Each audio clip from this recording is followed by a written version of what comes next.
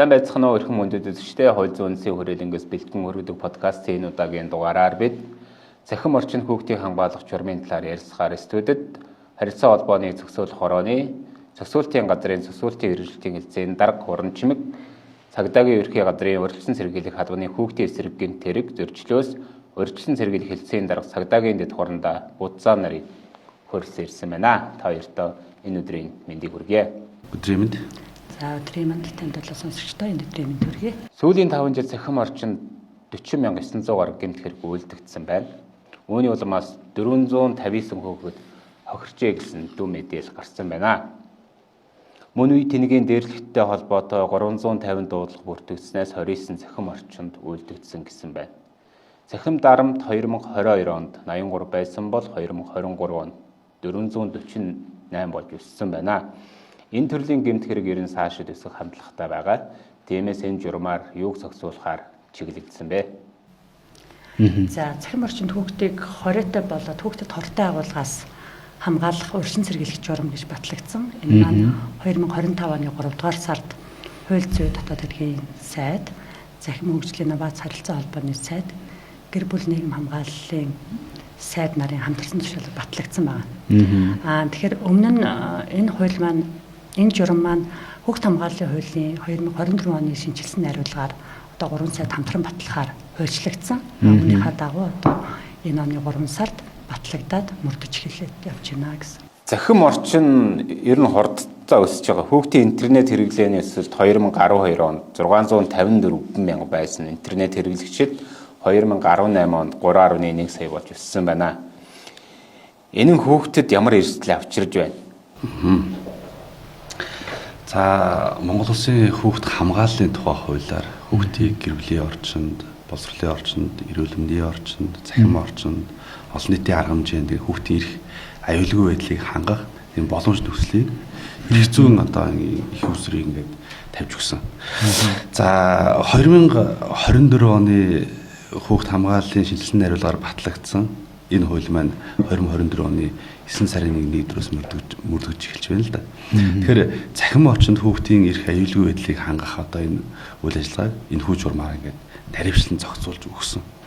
2010-11 онд Монгол улсад одоо яг цахим сүлжээтэй холбоотой үйлдэгдсэн гэмт хэрэг бол нэг жилд нэг 10-аас 20 орчим гэмт хэрэг бүртгэгддэг байсан бол одоо бол 10,000-20,000 хүрчихжээ.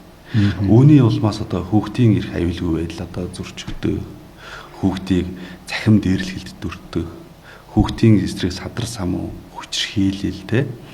За энэ биеийн үнэлэлт гэдэг одоо янз бүрийн одоо гэмт хэрэг зөрчлийн хохирч болж байгаа ийм зүйл байна.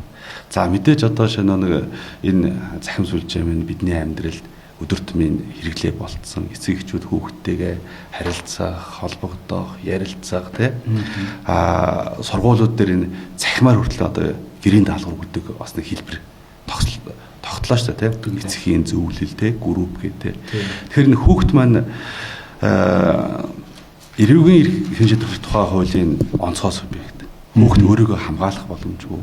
Өөрийгөө хаана хохирдсон юуны улмаас те энэ гэмт хэрэг юм уу миний эрхийг хэн хамгаалах юм те тэрнийг эцэг эхчүүд нь л одоо шинэ хамгаалах талаар онцгой анхаарч баг сургууль хүмүүжүүлж хамгаалах гэдээ хуульчаад өгсөн эдээс гэсэн хүүхд өөрийгөө хамгаалах боломж олцоо бас хэцүү байдаг.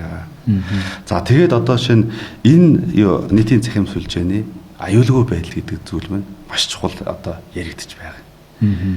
Зүгээр л ингээд нээгээд өгчдөг. Цахим хаягийг ингээд нээгээд өгчдөг тий. За тэгээд үүний цаана гэмт идгээд өсвөр насны хүүхдүүд рүү янз бүрийн бичтэй тий.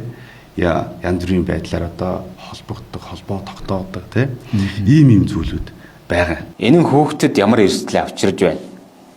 Та гудамжинд ингээд 12-13 настай хүүхдээ охиноо дагуулад явж байвал танихгүй хүн яасан хөөрхөн охин бэ? Таны охинтой танилцыг бол та шууд одоо тэн дээр хариу харамж авах үйл үзүүлэх бах тий. Гэтэл яг нийтийн цахим сүлжээнд энэ өсвөр насны хүүхдүүд рүү одоо янз бүрийн бичдэг педофил, гаж донтой янз бүрийн нөхдүүд байж байгаа. Бидний энэ оршин буй ертөнц шиг кибер ертөнц энд үүсчихлээ шүү дээ. Тийм байна. Тэнд одоо олон дагагчтай хаягууд байна. Гэмт санаа үйлдэл хүмүүс байна. Сэтгцийн янз бүрийн өвчтөөж хүмүүс байж болцсохгүй те. Тэр ийм эрсдэл чинь яг одоо шинэ нэг цахимд байна. Энэ дээрс хүүхдэд хамгаалаач. Хүүхдийн дээр аюулгүй тохиргоонуудыг бий болгооч. YouTube те янз бүрийн channel энэ хаягууд дээр эцэг эхчүүд мань тохиргоо хийж өгөөч. За нөгөө талдаа бас нэг асуудал байна. За. Тэр асуудал нэг эцэг эхчүүд хүүхдээсээ дор цахимын хэрэглээний мэдлэг бас хомс байдаг.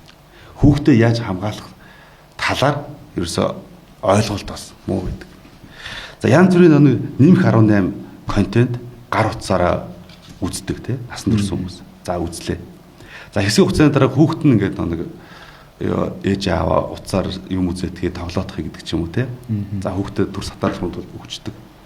Өргөжлүүлээд нөгөө нэмэх 11 контентыг хүүхд үзэх хэрэгсэлтэй. Үүнээс одоо хүүхэд ямар нэгэн тийм гэмт санаа үйлдэл, гэмт хэргийн тохирч болох те янз бүрийн хүмүүжил төлөвшлөлтөнд сөрөг нөлөөтэй контент үзэх ийм эрсдэл байгаа юм. Тэгэхээр яг энэхүү журмаар хүүхд хамгааллын тухай хуулиар цахим орчин хоройтой, хортой хоригдсан хоройтой контентыг л хүүхдийн хүмүүжил төлөвшлөлтөд одоо яаж уялдуулан яаж эерэг аргаар зохицуулах вэ? Зөвхөн тэр боловсролын байгууллагын үүрэг биш юм аа. Гэр бүлд байгаа ээж аавын үүрэг байна. Тэр харилцаа холбооны үүрэг байна. Нийгмийн хамгааллын үүрэг байна. Цагдаагийн байгууллагын үүрэг байна. Гэдэг л ийм одоо зүйлийг л наривчлан зохицуулж өгсөн. За үүнийг хэрв мэдээд энэ технологийн одоо мэдлэгийг нэг жохон л одоо нэг тохироонд үж одоо харилцаа холбооны мэргэжлэн маань сайн одоо тайлбарлаж өгөх. Тэр одоо хаягууд дээр тохироо хийчих юм бол хүүхдэд тэр хортой хоройтой контентыг үзэх тэр лөө хандлагыг ийм боломж болцоо байдаг. За нөгөө талдаа нөгөө цахим хаягууд дээр энэний эдгээр одоо контентуудын линк ирээд идэг тийм. Ирээд одоо шинэ давтамжтайгаар ирээд үзүүлэх гээд нэг одоо тогтоод хэсэг үзчихэд цаана үүний цаана хиймэл оюун ажиллаад шүү дээ. Явуулах тийм. Үүнийг үзэх одоо шинэ та тухайлбал шинэ одоо гар утсын талаар мэдээлэл нэг үзсэн бол за давтамжтай ингээд мэдээлэл ирээд шүү дээ. Тэгэхээр одоо энэ одоо зүйлээс л одоо хүүхдийн одоо хүмүүжил төлөвшөлттэй сөрөг нөлөө учруулахгүй байх, аюулгүй байх, эрсдэлгүй байх боломж олцоог л энэхүү журмаар одоо зохицуулж өгч байгаа юм аа. Та сая бас түрүүн хэлсэн хоройтой хортой агуулга гэж эдрийг бид нар яаж ялгаж салгаж ойлгох вэ? Хоройтой хортой агуулга гэж юу хэлж байгаа вэ? Хүүхд хамгааллын хууль дээр ерөнхийдөө хоройтой агуулга гэж юу гэлээ? Тийм. Хүүхдэд хортой агуулга гэж юу хэлэх вэ гэдгийг тодорхой болгоод хуульчилж өгсөн. Тэгэхээр хоройтой агуулга гэдэг маань өөрөө яг хуулиар хоригдсон. За тухайлбал одоо зал сурчлагын тухай хуулиар тамхины хяналтын тухай хуулиар за хүүхд хамгааллын хууль дээр одоо хүүхдийн нэр төр алдар хүндэд одоо халдсан контентыг нийтэлж болохгүй гэж тавьсан байж байгаа тийм. Тэр маань өөрөө бас хуулиар хоригдсон агуулга гэсэн үг. Тэгэхээр хоройтой агуулга дотор яг хуулиар хоригдсон агуулгууд байгаа. Хүүхд хамгааллын хуулиараа жишээл хүүхдийн нэр төрд халдсан агуулга байж болохгүй гэж хуульчилсан байна гэж тэр чинь хуулиар хоригдсон агуулга буюу хоройтой агуулгад орж байгаа. За мөн хүүхдийн одоо зураг бичлэгийг эцэг эхийн зөвшөөрлгүйгээр нийтлэхгүй гэдэг маань өөрөө бас хуулиар хоригдсон агуулга гэсэн үг. За тэрнтэй адилхан одоо тамхины хяналтын тухай хууль те мансууруулах юм сэтгцэн нөлөөлөх бодисын хяналтын тухай хууль гэдэг холбогдох хуулиудаар хоригдсон агуулгыг бол хоройтой агуулга гэж үзэж байна. Харин хуулиар яг тухайлан хоригдлоогүй ч гэсэн хүүхдийн нас бие одоо сэтгцэд те төлөвшөлт хүмүүжилт сөргөөр нөлөөлөх үйс тухайн одоо бага насны хүүхдэд одоо сэтгцэн нөлөөлөх үйс тэр агуулгуудыг бол хүүхдэд хортой агуулга гэж тодорхойлж өгсөн байж байгаа. Тэгэхээр хоорондох ялгааныг нь хуулиар тодорхойлоод хоригдсон тэр нь хоройтой агуулга. Хүүхдэд хортой агуулга гэдэг нь хуулиар хориглоогүй ч гэсэн хүүхдийн сэтгц эрүүл мэнд одоо боловсрол төлөвшөлтөнд сөргөөр нөлөөлөх үйс тэр агуулгуудыг хүүхдэд хортой агуулга гэж тодорхойлсон гэсэн. Тухайлбал ямар хэрэгүүд гарч байгаа вэ? Ерөн цахим орчинд. Мэдээж одоо шинэ нэг эцэгээс төрөхтөө нэг хөвлөцсөн зоос шиг төрөхгүй шүү дээ. Өндөр нам, өргөн бүдүүн те хүүхдийн одоо нас сэтгхүүн биеийн хөгжлийн янз бүрийн онцлог байдлаар те хүнийг содон шинж тэмдгээр нэгээд доромжлох. За тэмдгийн дээрлэх, үйлийг хийх те үтэнгийн дээрлэх ийм зүйлүүд байж байгаа. За энэ нь бол хоёр хэлбэрээр яаж байгаа. За 1980-аад онд яг хүүхдээс үлдэж байгаа гэмтрийг хоёрхан төрлийн гэмтрэг байсан. За нэг нь зодтолдох анхаарах, нэг нь өмчлөх эсрэг буюу хулгайлах гэмтрэг үлддэг байсан. Одоо энэ цахим дээртгэлд маань нэг нь зодох, үг хэлээд оромжлох, нэг нь цахим руу шилжиж байгаа. Янз бүрийн групп үүсгэж, зураг хөргийг нь тавьдаг. Эсвэл хүүхдүүд зураг оруулаад миний одоо царай зүсэнд одоо үнэлгээ өгнө үү? Миний өндөр намд үнэлгээ өгнө үү? Чи ерөөсө жижигхэн байна, хоророо шиг байна. Чи бол өндөр байна, гоё байна гэдэг юм уу те? Ийм зүйлүүд гарч байгаа. За хоёр дахь нь хүүхдийг нь садар самуунд уруу татах. Энэ зүйл. За ийм гэмтрийг нэг жилд нэг 20 орчим ийм гэмтрийг одоо бүртгэж байна.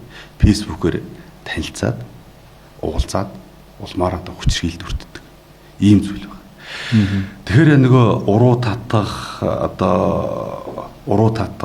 дарамтнд байх. За нөгөө талдаа энэ хүүхэд хаана хандаж мэдээлэхээ мэддэггүй. Нөгөө хүний дарамтнд байгаа болохоор гэмт хэргийг мэдээлдэггүй. Улмаар нөгөө этгээд ял завшаад үлдэх ийм хэвшил байдаг. Нөгөө талаараа мэдээлэхээсээ ээж аавдаа найздаа хэлэхээс ичдэг. Ийм зүйл байна. Тухайлбал одоо шинэ нэг 15 настай охин руу 20 газраас суллагдсан этгээд захидал бичиж байгаа. За тэр захидал бичиж байгаа одоо хаяг бол 16 настай сакс тоглодог нэг хөөгөөний профайл зураг ашиглагдсан. За тэгээд нэг Азийн одоо зарим одоо улс улсын ижил төстэй царайтай хүмүүс бас элбэг байдаг шүү дээ. Зүгээр л нэг тийм хүний зураг ашиглагдсан. За ингээд холбогдоод ярьж байгаа. За би ингээд Монголд амьдардаг юм аа. Би бол ингээд манай ээж аав бол одоо хуульч хүмүүс байдаг. Би ингээд монгол хэлээ мартах гэдэг болохоор чамтай ингээд чат бичиж болох уу?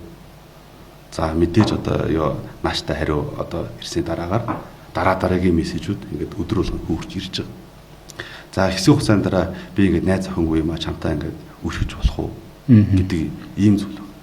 За ингээд хэсэг одоо чатал захидал үтсний дараагийн мессеж ирж байгаа. Би ингээд өндөр болж байгаа. Миний биед ингээд өөрчлөлт гараад би фитнесээр хичээлж байгаа. Би ингээд цэжнийхаа сургыг явууллаа. Харин чи надад явуулаач гэдэг ийм зүйл. За яг энэ үед нэг хүүхд итгээ зураг явуулцдаг.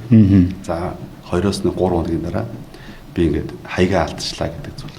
За ингээд дарамтлагч итгээд орцорч гэмт итгээд орж ирээд би чиний одоо зургийг цахим орчинд одоо Монгол гэдэг юм уу те бие үнэлэгч гэдэг байдлаар цахим сүлжээ нийтлэнэ. Нэг бол мөнгө өгөх, нэг бол надтай уулзаа гэдэг юм тулгын шаардлага явуулдаг. Нөгөө хүүхд хаана хандхаа мэдэхгүй болохоор нөгөө хүнтэй уулздаг, улмаар хүчрхийлд өртдөг. Нэг юм хэлбэр. Яг ийм зүйлийг л ийм аюулаас хамгаалахын тулд эцэг эхчүүд хүүхдийн цахим хэрэглээг хяналт тавьж байгаа хэрэгтэй. Энэ цахим сүлжээний цаана нэг талдаа найз байна тийм үү холбоо тогтоож байгаа тийм харилцаа холбоо тогтоож байгаа багш сургууль хүмүүжүүл янз бүрийн хүмүүс.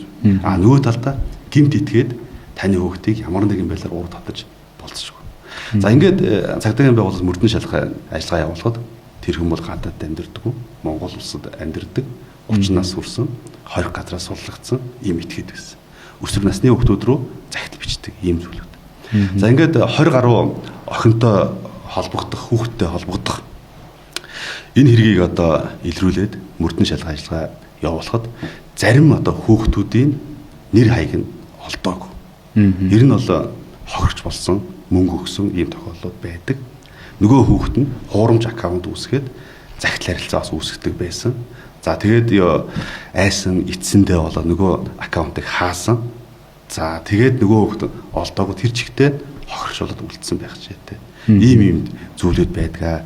Тэгэхээр эцэг эхчүүд багш сургууль хүмүүжүүлэгч, боловсролын байгууллагын хүүхдийн байгууллагын хүмүүс яг энэ тал дээр хүүхдийн цахим аюулгүй хэрэглээний талаар маш сайн мэдлэг мэдээллүүдийг өгч явах хэрэгтэй.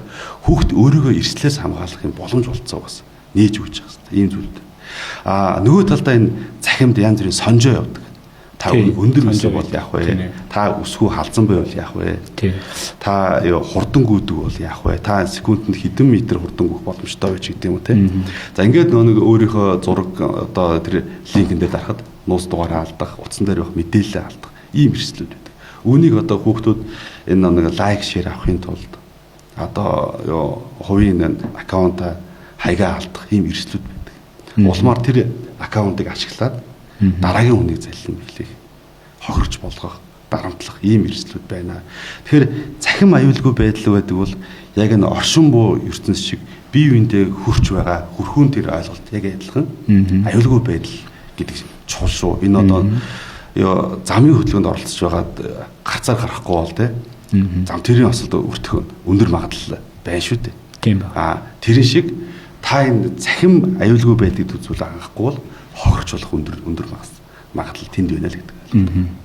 Саяны жишээнээс харахад харилцаа холбооны зохицуулахоор яаж зохицуулалт хийх боломжууд байна? Хүүхэд яаж юм гэхээр захим орчныг маш сайн мэдж байгаа. Эцэг эхчүүд тэр их мэдж байгаа хүнийг бага мэдж байгаа мэдлэгээр зохицуулаад хянана гэдэг бол асуудалтай байгаа. Тийм ба. За өнгөрсөн жил бид нэр одоо харилцаа холбооны зохицуулах хорооноос 21 аймгаар яваад хүүхдүүдийн дунд сургалт явуулсан. Тэр сургалтын хоёр ингээд зүгээр ингээд асуулт хариултын байдлаар эхлэлийн үе дээр ингээд ярьж байгаа байхгүй. За хүүхдүүдээ та нар хэр хэрглэж юм яаж юм гэдэг жаа дараад нь за аавынхаа ээжийнхаа одоо фейсбુક хаягийг мэддэг одоо хаягийнх нь нууц үгтэй мэддэг хүүхэд хэд байна гэд 70% гараар өгч байгаа. 80%. Ягаад та нар хүний нууц үгийг мэдээд байгаа юм бэ гэсэн чинь бид нар өөрсдөө нээж өгдгийг бид нар өөрсдөө тохируулж өгдгийг гэж. За дараад нь дахиад асуухаар за аав ээжийнхаа интернет банкыг одоо нөгөө нэвтэрч ордог нууц үг нь мэдэж байна гэхээр бараг 40% өгч байгаа. Бас л аав ээж чаддгүй учраас бид нар хийж өгдөг юм аа. Аав ээжийнхаа өмнөд бид нар гүйлгээг нь хийдэг юм аа. Эн чинь өөрөө аав ээж захим орчныг үнэхээр мэдэхгүй байна тийм үү? Мэдэхгүй байгаа хүмүүс яаж тэр хүүхдээ зөв рүү чиглүүлэх юм бэ? Зөв чигийг зааж сургах юм бэ гэдэг асуудал байна. За саянаас мэдээлэлтэй холбоотойгоор бид нар 20 оны судалгаанаас харахад ерөнхийдөө нийт хүүхдүүдийн 91% нь би захим дээрлэхэлтэд өртөжсэн.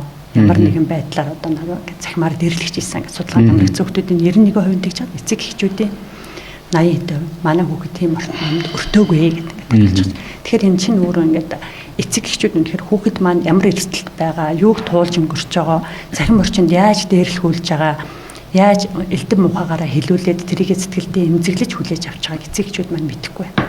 Нөгөө талаас хүүхдүүд маань эцэг эхтэй за би ийм байдалд орчлоо гэдгээ итгэж хэлж чадахгүй байна гэсэн. Би одоо итгэж гэдэг байгаа нь юу вэ гэхээр эцэг эхчүүдэд очиод хэлэхээр энэ одоо хэлснээсээ дорын болондоо гэдгийг хүүхдүүд мэдэрсэн учраас эцэг эхтэй би ийм асуудалд орлоо гэдгийг хэлж чадахгүй болчиход байна гэсэн. Тэгэхээр энэтэй холбоотойгоор бид нэр энэ журман дээр зохицуулалт оруулсан байгаа. Тэр зохицуулалт маань юу гэж байгаа вэ гэхээр эцэг эхчүүд одоо хүүхдийн захим хэрэглээнд хэрхэн яаж хяналт тавих юм бэ? Хэрхэн яаж ямар асуудлуудыг одоо үүрэгтэй байх юм бэ гэдгийг зохицуулаад өгсөн байж байгаа гэсэн. За хамгийн нэгдүгээр эцэг эхчүүд одоо захим орчинд хүүхдийн аюулгүй байдлыг хамгаалах байдлаар мэдлэг ойлголт авах сургалтанд хамрагдсан байх ёстой гэсэн үүргийг өгсөн. За хоёрдугаарт хүүхдийн хэрэгжилж байгаа ухаалаг төхөөрөмж интернет захим орчны хэрэглээнд нь хяналт тавьдаг эцэгхийн гормыг идэвхжүүлдэг байх хэрэгтэй гэдэг үүргэжүүлсэн байж байгаа. За түнчлэн гэр бүлийнхээ орчинд хэрэгжилж байгаа интернетийн хэрэглээгээ одоо хүүхдүүдтэй тохируулаад хүүхдийн насны онцлог тохируулаад тохиргоогоо хийдэг байх шаардлагатай гэдэг тэм шаардлагуудыг тавьж өгсөн байж байгаа. За түрүүн бас нөгөө сургуулийн орчныг хэллээ те. Тэгэхээр сургалтын байгууллагын одоо боловсролын сургалтын байгууллагын хэмжээнд одоо дотор байрны хэмжээнд тухайн боловсролын сургалтын байгууллага маань өөрөө тухайн сургууль маань өөрөө гэсэн үг. Сургуулийн орчиндөө ямар интернетийг хизээ яаж хэрэглэх юм бэ гэдэг дүрм журмаа өөртөө тогтоогоод бас нөгөө хүүхдэд хориглосон одоо 18 нэмэх контентийг хязгаарлах боломжтой тийм интернетийг тавиулаад тэрийг гэрээндээ тусгаад тэр гэрээнийхээ хэрэгжилтийг нь хянуулаад интернетийн үйлчилгээ үзүүлж байгаа байгууллагатайгаа хамтраад хүүхдэд тийм болохгүй контентыг үзүүлэхгүй байх тохиргоог хийх тийм үүргийг бас сургуулийн орчинд өгсөн. Түнчлэн эцэг эхчүүдэд зориулсан сургалтыг зохион байгуулж байх талаар журмандаа заагаад өгсөн байж байгаа гэсэн. Тэгэхээр одоо энэ журмыг хэрэгжүүлээд эхлэх юм бол нэг талаас боловсролын сургалтын байгууллага хүүхдэд аюулгүй интернет хэрэглүүлэх нь байна. Эцэг эхчүүдийг сургах тал дээр анхаарч ажиллах нь байна. Нөгөө талаас эцэг эхчүүд өөрсдөө бас мэдлэгээр сайжруулна. Гэр бүлийнхаа орчинд одоо хэрэгжилж байгаа интернет дээр шүүлтүрээ тавих нь тэгээд хүүхдийнхаа хэрэгжилж байгаа хэрэглэн дээр хяналт тавих нь эцэг эхийнхаа одоо хяналтыг байнгын хийж явах ёстой гэдэг тэр үүргүүд орцсон байгаа гэсэн. Захим хэрэглээг бол ерөн хязгаарлаж болохгүй. Хүүхдүүд бол захим одоо боловсрол эзэмшиж гэн мэдээлэл авж гэн захим хэрэглээг ерөн буруутгаж болохгүй. Хамгийн гол нь одоо хүүхдүүдтэй хамгаалахад бид нар одоо энэ журмыг чиглүүлсэн байна тийм ээ. Бидний хүүхэд асуул одоо тоглоомын талбайд өнгөрдөг байсан бол одооны хүүхдүүдийн тоглоом бол ерөн цахим орчинд л ер нь тоглож байгаа шүү дээ. За 2020 онд энэ хүүхдийн цахим хэрэглээтэй холбоотой бид энэ гэр бүл хөдөлмөр нийгмийн хамгааллын яам хамтарсан юм хүүхдийн цахим орчны хэрэглээтэй холбоотой судалгаа хийж үзсэн. Тэгэхээр нэг хүүхд гэдэг чинь өөрөө юм танин мэдхүү дундаа яваад байна л да. Юмыг асуудаг те. Яаж хийдэг юм гэдэг ийм зүйл. Тэгэхээр эргээд нэг хүүхдийн хүмүүжлийн асуудал руу яваад орчиж байгаа. Бага наснд нь хүүхдээ сонсохгүй бол өсвөр наснд нь хүүхд эцгээ сонсгоо болчтой юм. Тэгэхээр нэг цахим орчинд нөгөө хүүхд чинь хин нэгнээс нөгөө мэдээлэл асуудаг найзаасаа эсвэл танихгүй хүнээс магадгүй тэнд нүг танихгүй гимт итгээд гимт санаа үлдээ янз бүрийн хаяг аккаунт хүүхдтэй холбогдож байхад мэдээлэл бичиг түүнд итгээд түүнийг дагаад улмаар гимтэргийн орхиж болох юм эрсдэл байх. Тэгээ сая өмнө нас хэллээ хүүхдийн цахим хэрэглээнд хяналт тавь гэдэг эцэгчүүд бойл гэдэг. Чиний гар утсыг хураа. Чи ирнэ хичээлэл. Чи ирнэ энэ гар утсных донд чинь гэл ингээд идэг. Тэгэхээр зүгээр л энэ дээр нэгэн тал энэ гар утсыг хураагаад хэлчихдэг авахгүй шүү дээ. Тэгж байгаа. Үүнийг л аюулгүй зөв хэрэгэлдэг тийм боломж болцоо тэр хаяг одоо тий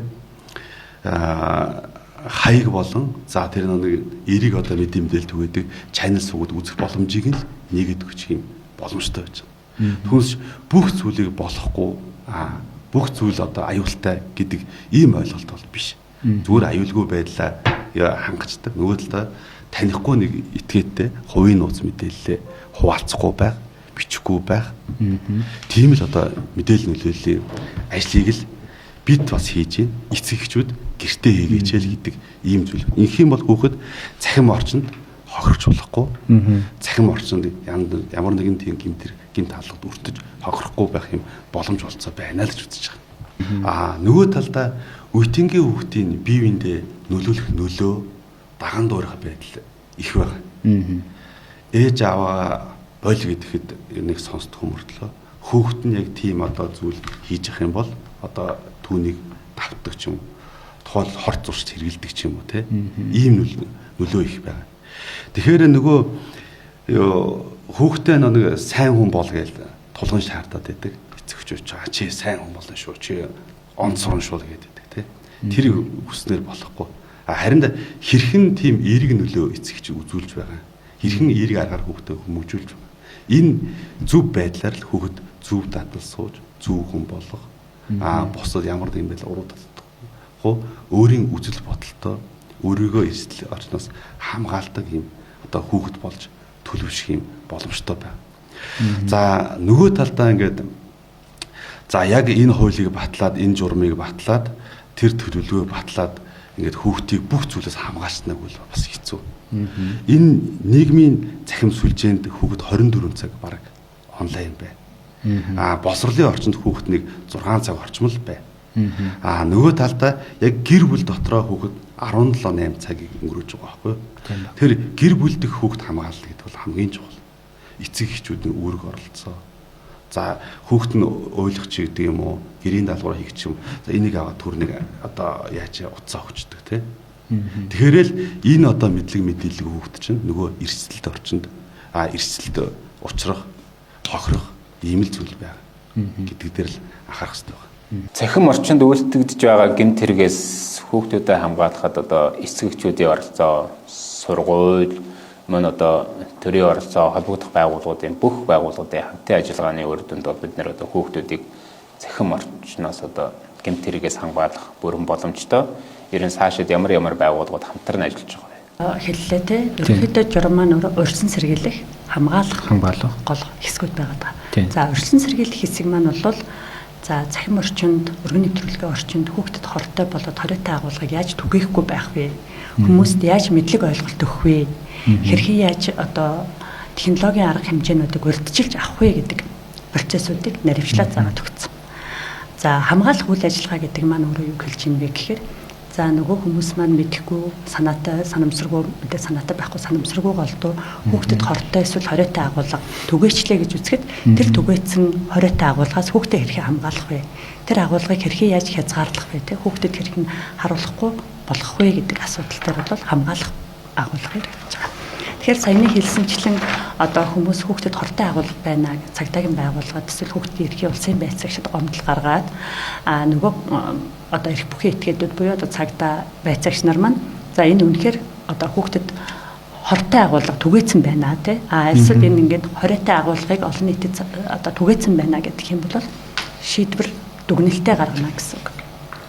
За тэр дүгнэлт шийдвэр нь манай харилцаа холбооны зохицуулах хороонд ирэхээр харилцаа холбооны зохицуулах хороо ямар арга хэмжээ авдаг вэ гэхээр хэрвээ одоо тухайн контент агуулга нь цахим орчин байхдаа одоо вебсайт дээр гэж бид нэр ярьдаг те цахим хуудсанд байршсан байх юм бол одоо бидний мэдгээр blacklist гэдэг байдаг. Тэрний юу гэхээр Монгол улсаас хандлагыг нь хязгаарладаг тухайн цахим хуудсыг харах боломжгүй болгодог хязгаарлах арга хэмжээ авна. Тэрнийхээ өмнө яах вэ гэхээр тухайн вебсайтын одоо эрхэлж явуулдаг этгээдүүдэд мэдэгдэнэ. За таны цахим хуудсан дээр одоо энэ нийтлэл хүүхдийн эрхийг ингэж зөрчсөн гэдэг шийдвэр ирсэн байна. Энэ одоо нийтлэлээ танах даруй хязгаарлахгүй болвол дараагийн арга хэмжээ авах нэ гэдгийг мэдэгдээд хэрэг тухайн одоо цахим хуудасны эзэн маань тэр арга хэмжээг авахгүй байх юм бол одоо интернетийн үйлчилгээ эрхлэгчдэд мэдэгдээд Монгол улсаас хандлтыг нь одоо зөрчлөө арилгах хүртэл хугацаанд хязгаарлана гэсэн үг. За нэг тийм боломж байна. За хоёрдугаар нь ямар байдаг вэ гэхээр одоо бидний хамгийн сайн мэддэг Meta буюу Facebook те эсвэл одоо YouTube гэдэг одоо олон улсын үндэстэн дамсан платформуд. Том платформуд. За тэр платформуудын хувьд яадаг вэ гэхээр харилцаа холбооны зохицуулахаар жишээл Meta-тай ингээд ногоон сув буюу одоо засгийн газрын ийм эрх бүхий байгууллагуудын шийдвэрийг дамжуулдаг ийм технологийн арга хэмжээ авахд хамтарч ажиллаж дэмжлэг үзүүлдэг тэм чиглэлтэйгээр ажиллаж байгаа.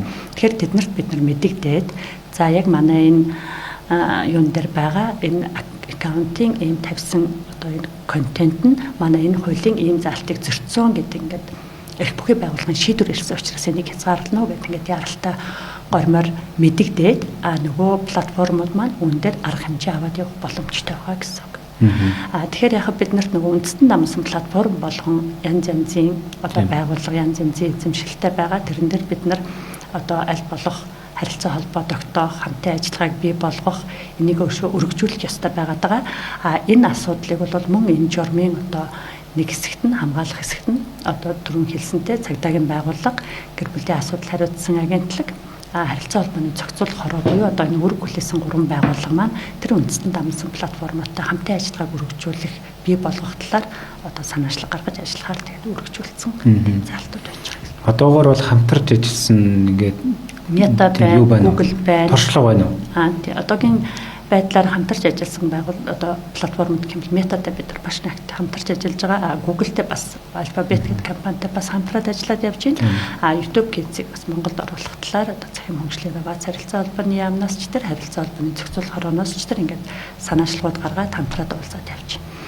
За энэ дэр бас нэг хамтын ажиллагаатай нэг чухал байгууллагыг хэлэх хэрэгтэй байх гэж бодож байна. Энэ маань яаж ийм вэ гэхээр Internet Watch Foundation гэдэг олон улсын байгууллага 150 гаруй улсад үйл ажиллагаа явуулдаг платформ байж байдаг.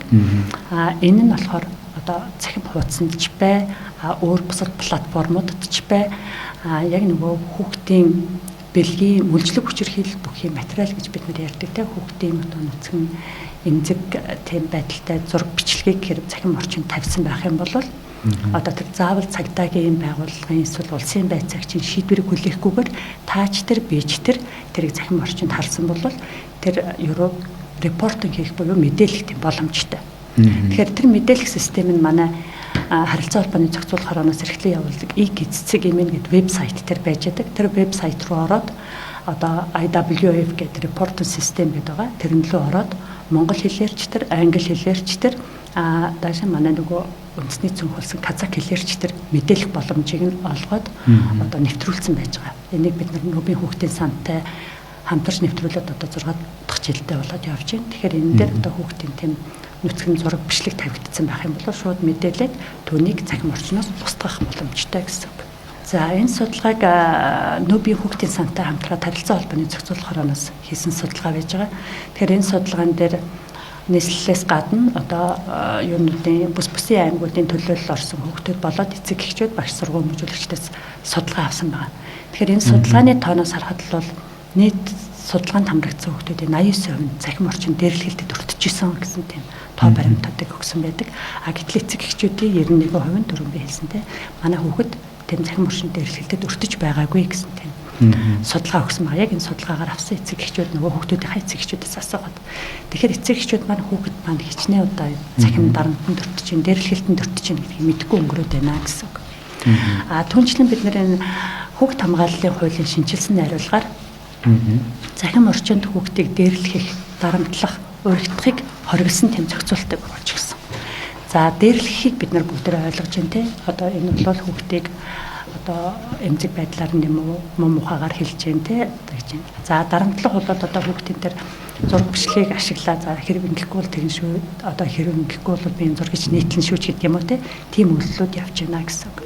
За уригдах гэдэг нь юу хэлээд байна вэ гэхээр түрүүн хурандаа бас хэлжсэн те. Хүүхдтэй харилцаа үүсгээд чатлаад хүүхдийн итгэлийг олж аваад нөгөө хүүхдийгээ одоо удаан хугацаагаар одоо өөртөө итгүүлээд өөр юмуд руу одоо сэтэл рүү уран татаад дараад нь найз болсон юм шиг болж ирснээр нөгөө хүүхдийнхаа эмзэг зураг мэдээллийг аваад буцаагаад тэрүүгээр дарамтлагдаг энэ үйлдэлийг хэлээд байгаа юм. Тэгэхээр энэ үйлдэлүүдийг бол хориглосон дагуулад зөрчил болоод иргэн хуулиар шийдвэрлэх зохицуултыг 24 оны хүүхд хамгааллын хуулиараа бас оруулж гисэн байж байгаа. Цэцэрлэгийн насны хүүхдүүдийн 6 насны хүүхдүүдийн бага насны хүүхдийн эрсдэл юунд байна вэ гэхээр нөгөө түрүү хэлсэн шүү дээ. Эцэг эхчүүд хүүхдээ за төр хүлээж ингэж утсаад ингэж садчихъя гэдэг ингэж утсаа өгдөг. Тэгэхээр 20 онд хийсэн тэр судалгаагаар яасан бэ гэхээр нийт судалгаанд хамрагдсан эцэг эхчүүдийн 45% нь бага насны хүүхдэд саатуулах зорилгоор утсаа өгчдөг. Тий. За тэгэхээр саатуулах зорилгоор утсаа өгөхдөө нөгөө нэгдүгээр цагийг анзаарахгүйгээр өгч чинь те. Энэ маань өөрөө хүүхдийн эрүүл мэндэд бас хохирол учруулах үс байдаг. За хоёрдугаарт ингэж өгөхдөө яаж ийн вэ гэхээр одоо тухайн утсан дээр тэр хүүхэд ямар ч контент үзэх боломжтой байхаар одоо эцэг өөрөө яг ашиглаж исэн контент хайж исэн мэдээлэлээ хаалгүйгээр гэх юм эсвэл хүүхдийн горимд шилжүүлэхгүйгээр шууд хүүхдэд өгчдөг. За YouTube дээр жишээлбэл эцэг ямар нэгэн контент үздэг бол тэр контентийнхоо одоо хүүхд рүү шилжих эсвэл хүүхдэд өгөхөөсөө өмнө зарим одоо чаналуудыг хаах боломжууд байж идэг. Тэгэхээр одоо тухайн одоо YouTube дээр жишээлбэл тэр чаналуудыг хаах эсвэл тухайн контентыг хүүхд харахгүй болгох тохиргоонуудыг хийлгүүгээр шууд өөрийнхөө хэрэгэлдэг хэрэглээгээ хүүхдийн гарт бариулж байна гэсэн. Тэгэхээр нийт эцэг эхчүүдийн 45% нь нялх балчир хүүхдээ саатуулах зорилгоор утсаа хэрэглүүлдэг хэдий ч хэрэглүүлэхээс өмнө хүүхдийн горим руу шилжүүлэх эсвэл одоо тэр хаах тохиргоонуудыг хийхгүйгээр шууд өгч байгаа нь буцаад хүүхдийг нөгөө хүмүүжил төлөвшөлт нөгөө одоо сэтгцэд сөрөг нөлөөлөхөөс контент үзэх эрсдлийг бий болгоод өгч байна гэсэн асуудлууд бас гараад байгаа. Тэгэхээр боловсролын сургалтын байгууллага маань түрүүн би хэлсэнтэй хүүхдүүдэд интернетийг сургуулийн боловсролын сургалтын байгууллагын орчинд яаж хэрэглэх дүрм журам байна гэдэг чинь одоо сургууль гэлтгүү цэцэрлэгч гэсэн за цэцэрлэгийн орчинд бид нэр цахим орчныг ийм дүрмээр хэрэглүүлнэ, ийм журмаар хэрэглүүлнэ, энэ хэмжээнд хязгаарлана гэдгийг өөрсдөө журмаа гаргаад хэрэгжүүлээд явах бүрэн боломжтой гэсэн үг. Мөн тэрнтэй адилхан эцэг эхчүүдэд сургалтаа хийх ёстой үүрэг нь тэднэрт бас байна. Цэцэрлэгч гэсэн ер нь бол одоо хүүхдийг хамгийн сайн үржин сэргийлэх үе нь хизээ байх вэ гэж цэцэрлэгийн нас сургуулийн өмнөх боловсролын наснда хүүхдүүдийн төлөвшөл бий болж идэг учраас тэр үед нь л үржин сэргийлэх, ойлгуулах, дадал суулгах хэсгээ тэр хэсэгтээ сайн хий. Эцэг эхчүүдийг тэр үед нь сайн сурах гэдэг зөвлөмжийг олуулсан байгууллагаас ч бас өгч байгаа. Ёс суртахуунаар бас нэг зохицуулах асуудал байна л да. Тий. За одоо бол яг 900 гаруй хууль тогтоомж нийгмийн харилцаа ингээд зохицуулж байна. За яг 100 жилийн өмнө яг ямар байсан? Монгол улс хэдэн хуультай байсан те? Анх дахь үндсэн хуулиа Монгол улс батлал одоо 100 гаруй жил одоо болж байна шүү дээ. Тэгэхээр нэг нийгмийн харилцаа ингээд зохицуулж байгаа өмнөх зүйл бол хүний ёс суртахуун байсан. Ёс суртахуун одоо шиг бие хүндлэх хим хэмжээгээр зан заншаар нийгмийн харилцаа ингээд зохицуулдаг байлаа л да. Тэгэхээр нөгөө энэ гэр бүлдэх энэ хүмүүжил, төлөвшил эцэг эхийн үүрэг хариуцлага гэдэг зүйлээс маш олон зүйл шалтгаална байна. Үүнийг орхитуулаад байдаг. Хүүхдээ нэг хүмүүжүүлнэ гэхээр бойл байр ер нь бол нэг хориглосон тийм арга хэмжээ аваад ингэчүүл одоо би альва тийм аюулаас одоо бүх зүйлийг ингээд хамгаалчих юм шиг ойлгоод байдаг. Харин энэ эрсдэлтэй гэдэг зүйлийг л ойлгуулад өгчих ийм зүйлүүд байгаа. За энэтэй холбоотой энэ гэр бүлийн тухай хуулийн шинжилсэн найруулга энэ төр одоо явагдаж байна л да. Тэр нэр одоо нэг гэр бүлийн харилцааны гэрлэгч асуудал хамтын амьдарч байгаа үед одоо гэрээ байгуулна те хүүхдээ өсгөн хүмүүжүүлнэ хүүхдийн өмнө үүр хүлээнэ гэдэг бүхэл зүйлүүдийг яаж байгаа. Хууль тогтоомж яг тэ нийгмийн харилцаанд үүснэ зуршил маргааныг нэг талд нь ив зүйтэйгээр шийдвэрлэх юм боломж болцоог хангах одоо хууль эрх зүйн баримт бичиг. Харин нөгөө талдаа хувь хүний хүмүүжил төлөвшөл ёс зүй гэдэг нь маш их чухал зүйл байна. Та хүүхдтэйгээ ярилцаарай. Та хүүхдтэй ярилцахгүй болмоос тэр хүн ярих асуух хэрэгцээгээ өөр нэг хэдгээс асуугаад байгаа маа.